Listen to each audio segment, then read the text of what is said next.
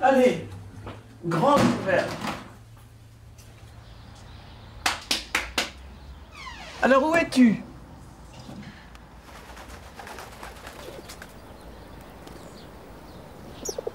Bah, tu vas pas me dire que t'as peur de quelque chose, hein? Non, t'as pas peur. Oui. T'as pas l'air de souffrir, hein?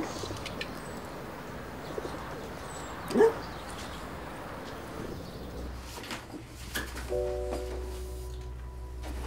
Colette, vous avez toujours refusé d'aller en Allemagne? Pourquoi, à 90 ans, vous décidez d'aller dans le camp de concentration où votre frère est décédé? J'ai vu comment se comportent certaines personnes qui visitent les camps et ça me hérisse.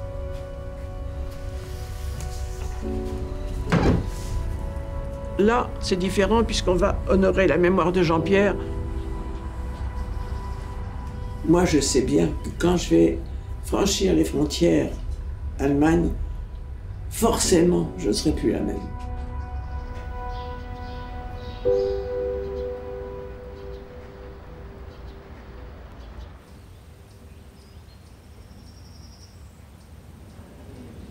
Là-bas, c'est la photo de Nordhausen.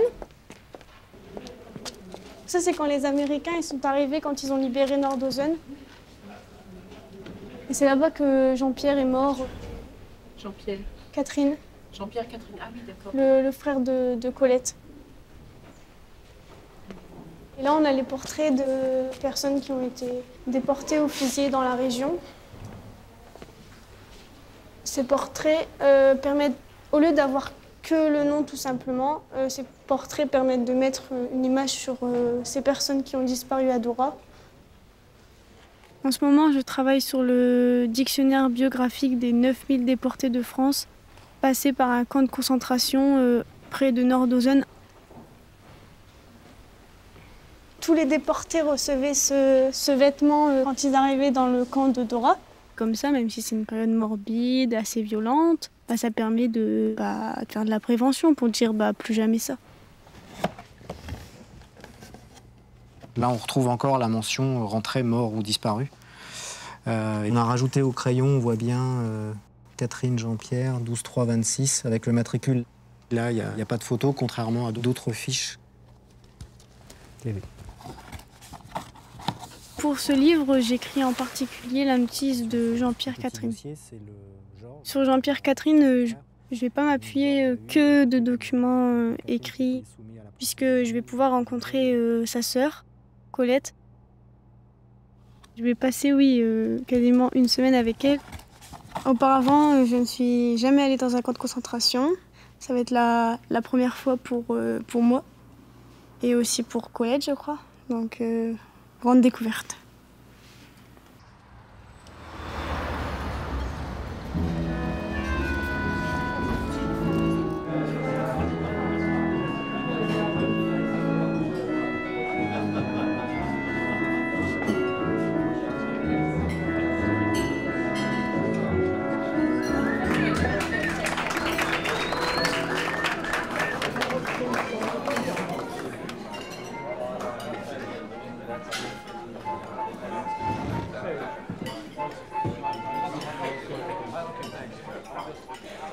Lorsque vous serez en pleine guerre, vous vous rendrez compte qu'on n'a pas le temps de ressentir quoi que ce soit.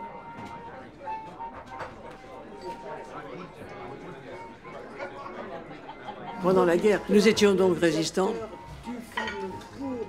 C'était la recherche des renseignements, la distribution des faux papiers et aussi la collecte des armes. Par contre, un jour, mon frère a été arrêté et déporté aussi. Ça ne veut pas dire que la cicatrice n'est pas visible. Elle ne fait plus souffrir, au moins souffrir.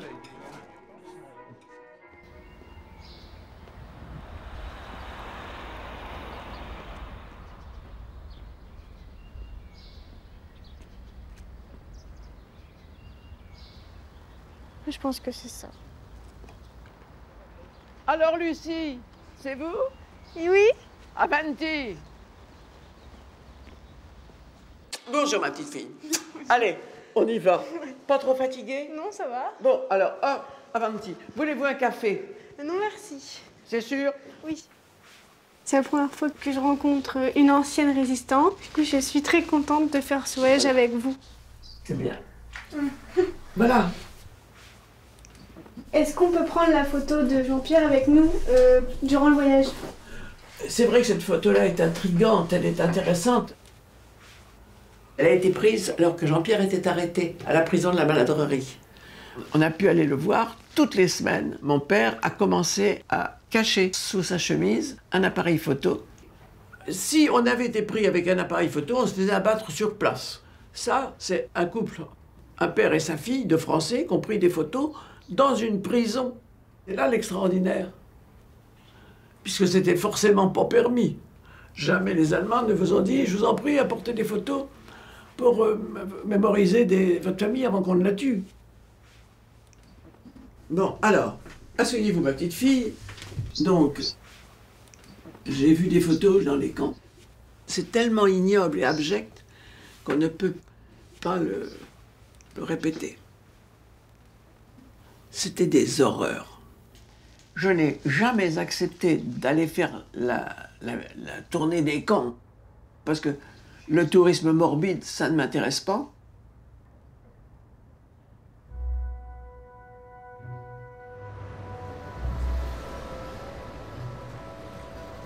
Si j'avais pas vu ton travail, je serais pas venu. C'est simple. Et quand vous êtes entré dans la résistance, Oui. est-ce que vous êtes entré comme ça spontanément? Donc entrer dans la résistance. Puis tu sais, il ne faut pas dire qu'on rentre dans la résistance comme si on rentre dans une banque en disant bonjour, ouvrez-moi un compte résistant. Ça ne tient pas debout, ça. 1940, c'était la victoire de l'Allemagne et la capitulation de la France. C'est à ce moment-là que ma famille a décidé d'entrer en résistance.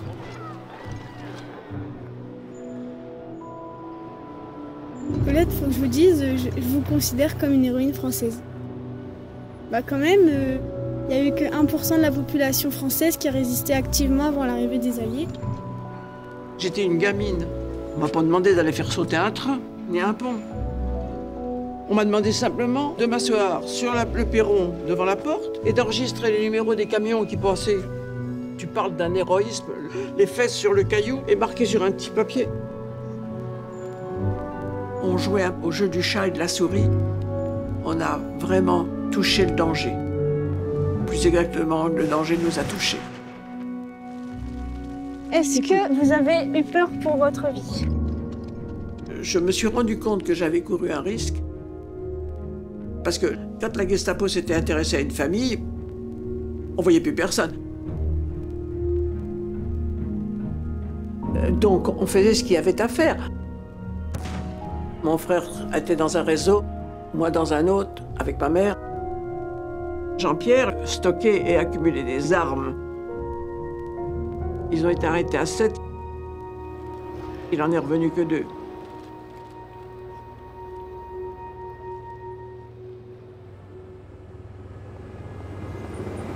Je suis très contente que son histoire, elle va être publiée dans un dictionnaire. Oui. En fait, là, c'est la notice que j'ai écrite sur Jean-Pierre. Ah ben ça, je ne l'ai pas lu. Ouais, voilà. Quel était le caractère de Jean-Pierre? En acier, s'il avait décidé de traverser un mur, tant pis pour le mur. Il était redoutable de volonté. Bon, il avait d'avance sur ses études, un esprit méthodique, mathématique, voilà. Ça, c'est Jean-Pierre juste avant son arrestation. Vous étiez proche avec votre frère. Pas du tout. Pourquoi? Parce qu'il avait 3 ans de plus que moi, que c'était un génie et que j'étais un peu idiote. Et vous n'avez jamais passé de moments ensemble? Ah bah si, on a vécu ensemble jusqu'à ses 17 ans, jusqu'à ce qu'il soit arrêté. Mais il ne faut pas dire que le coup de vous dire « Oh, mon grand frère, machin », c'est pas vrai. Faut arrêter le cinéma de dire « Oh, j'ai perdu mon frère, j'ai tout perdu dans la vie ». Non, j'ai eu beaucoup de chagrin et je continuerai d'avoir du chagrin. Mais nous n'étions pas proches. La France, c'était pour lui la maîtresse inaltérable. Il était très exigeant en amitié, en travail, il était vraiment exigeant. C'était un petit peu ma maman d'ailleurs, parce qu'elle était comme ça aussi. Ma mère, elle était fille et petite-fille d'officier de gendarmerie. Elle avait fort mal vécu la guerre de 14, dans laquelle elle a perdu son papa et ses 2 frères. Ma grande mère de Lorraine, solide, toujours eu ma mère avec moi, je ne l'ai jamais laissée. D'ailleurs, dans la détresse de l'occupation, ce qui lui manquait, c'était Jean-Pierre. On était en train de parler justement de son arrestation. Et elle m'a dit, et dire que c'est pas toi.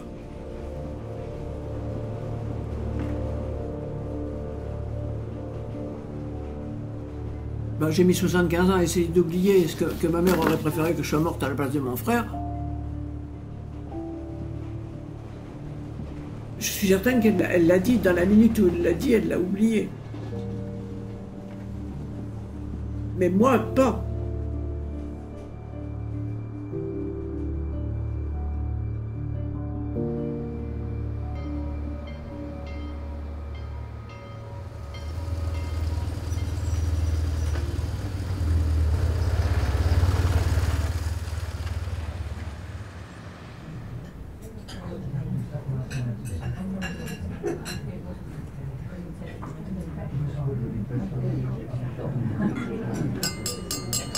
Verehrte Frau Colette, Sie sind aus dem traurigen Anlass hier in der Nähe des Grabes, vermuteten Grabes Ihres Bruders, der in unserer Stadt während der Hitler-Verbrechenszeit ums Leben gekommen ist.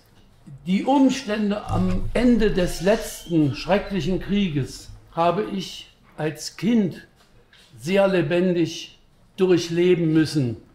Wir Deutsche bekennen uns zu diesen Fehlern, zu dieser Schuld und bemühen uns, etwas Ähnliches nicht wieder zuzulassen.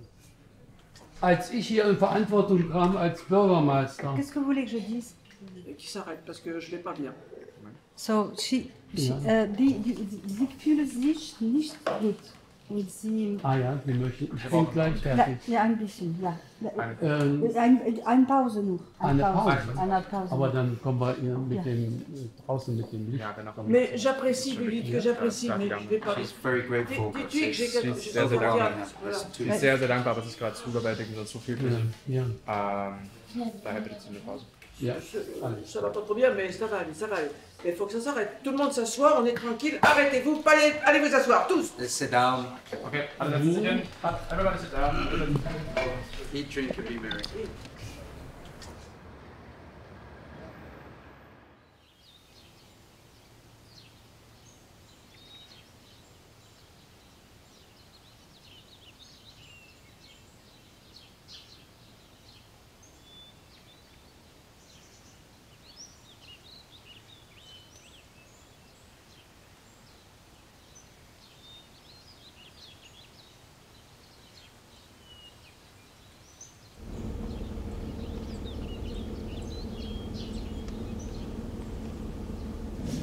C'est là-bas que Jean-Pierre Catherine il est arrivé le 11 février 1945.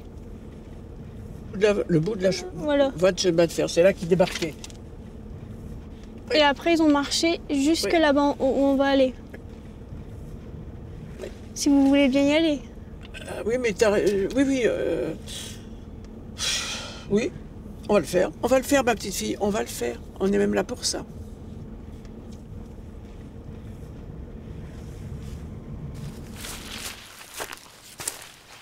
Et dans les recherches, on a trouvé qu'il dormait au bloc 7.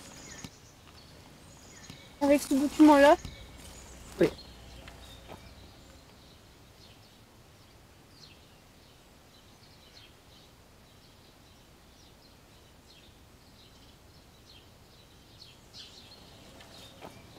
Il dormait à même le sol sans couverture.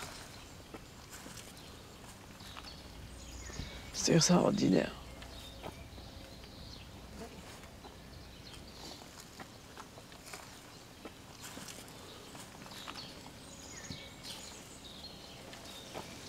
Regarde ailleurs, toi. Je ne peux pas y apporter, frère. Je n'ai rien à apporter. Allez, on y va. Va, parce qu'on va pas rester là 8 jours. Merci, ma puce. Allez, on y va. On peut pas.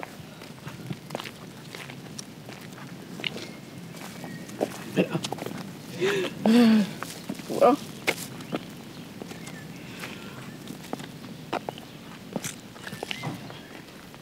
Allez, hop. Elle va rentrer, oui, t'es comme moi. C'est pas mieux. Elle n'a pas une des deux pour remonter le moral à l'autre. On se soutient mutuellement. Donc. Et on a fait que la moitié du boulot.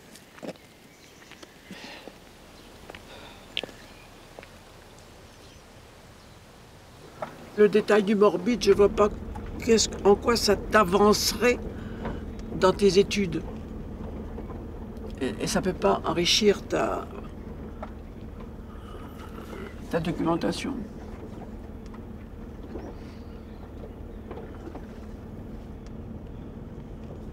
Ça va nous permettre de transmettre son histoire, de ne pas oublier le passé. J'ai mis tant de temps à oublier.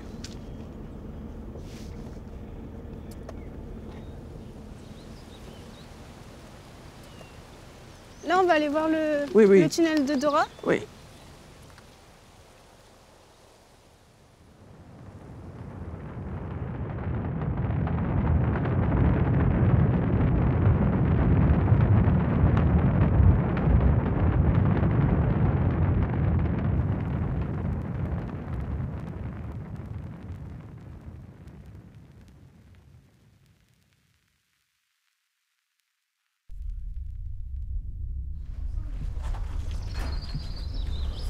Jean-Pierre, il allait travailler là-bas. Il était affecté au commando 55 en tant que mécanicien. Si la colline pouvait parler, je pense qu'on entendrait des hurlements.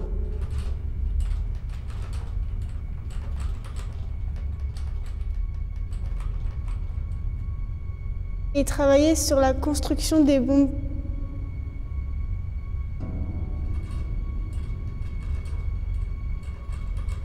Regarde, ça c'est une carcasse de V2 là-bas. Metal Can. C'est effrayant. Mon Dieu, c'est monstrueux.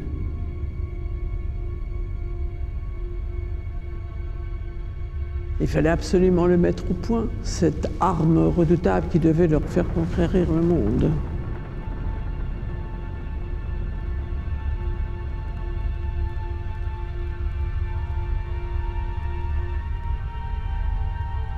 Il travaillait 24 heures sur 24.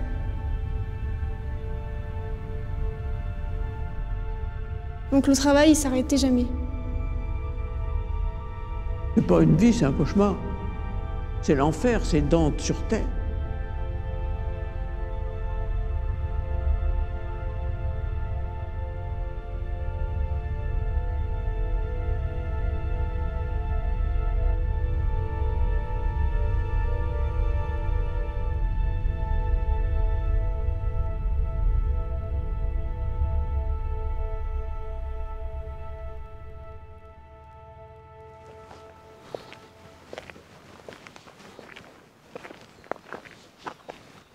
Vous voulez rentrer? Oui.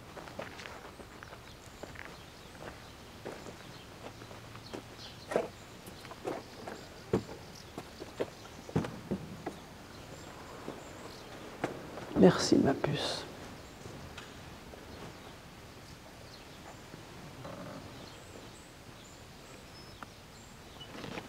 Est-ce que vous êtes en colère en étant ici? En colère, j'ai dépassé la colère. Je suis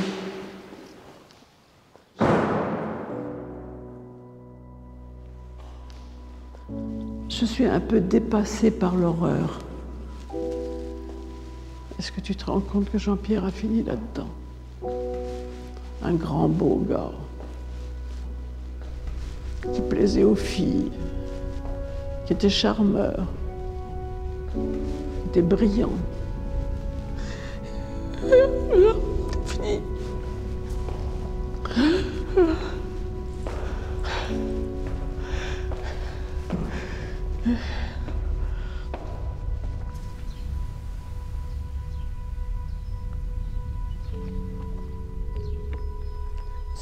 va se refaire. Ça va aller.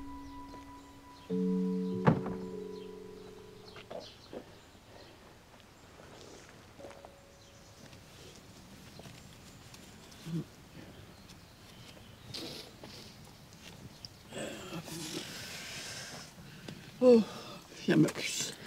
Ça va? Ouais.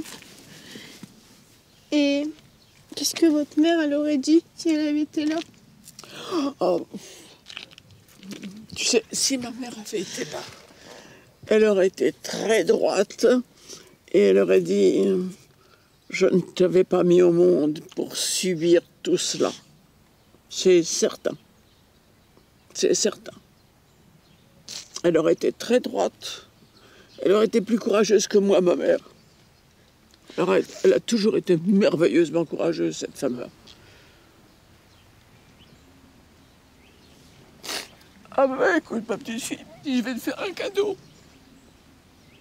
Parce que la seule chose qui me reste de mon frère, c'est ça. Et je pense que ça va très bien aller à ton... Ce sera un gros doigt. Tiens, ma puce. Tiens. Voilà. Évidemment, elle n'est pas à ton doigt. Et regarde bien. Alors, je t'explique. Jean-Pierre avait 12 ou 13 ans quand il a fabriqué cette bague pour maman. Il avait commencé à graver son nom. Jean-Pierre, tu vois, on voit le JP, mais c'est... Et il n'a jamais eu le temps de la finir. Et voilà. Quand tu seras centenaire, tu sais, une vieille dame, tu auras ça, tu te diras, ah oui, quand j'étais jeune, j'avais été. Voilà.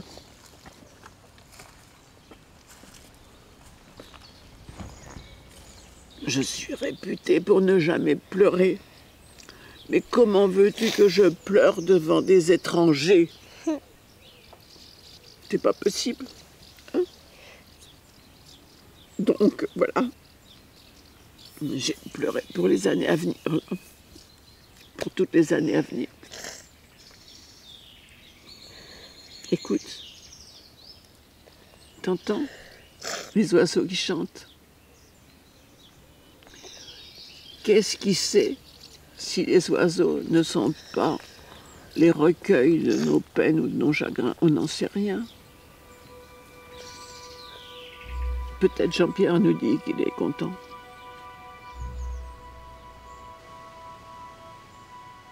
Je suis tout à fait consciente que combattre le nazisme valait tous les risques. Parfois, et même quelquefois souvent, des choses à la fois difficiles et parfois dangereuses. Parce qu'on n'a pas le choix. La résistance, c'était comme ça. Quand on met le petit doigt dedans, tout le reste y passe. Et évidemment,